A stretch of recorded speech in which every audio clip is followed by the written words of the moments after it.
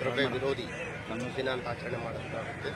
ಅದೇ ರೀತಿ ಈ ದಿವಸನೂ ಕೂಡ international day against drug abuse and trafficking, ಇದರ ಸಲುವಾಗಿ ಕಲಬುರಗಿ ನಗರ ಪೊಲೀಸ್ ಮತ್ತು ಪೊಲೀಸ್ ತರಬೇತಿ ಮಹಾವಿದ್ಯಾಲಯ ಒಂದು ಸಂಯುಕ್ತ ಆಶ್ರಯದಲ್ಲಿ ಇವತ್ತೊಂದು ವಾಕಾಥಾನನ್ನು ಇಟ್ಕೊಂಡಿದ್ದೀವಿ. ಬೇಸಿಕಲಿ ಟು ಕ್ರಿಯೇಟ್ ಅವೇರ್ನೆಸ್ ಮತ್ತು ಯುವಕರಿಗೆ ಇದರಿಂದ ದೂರ ಇರಿ ಮತ್ತು ತಮ್ಮ ಭವಿಷ್ಯವನ್ನು ಉಜ್ವಲವಾಗಿಸಿ ಮತ್ತು ಏನು ಇದೊಂದು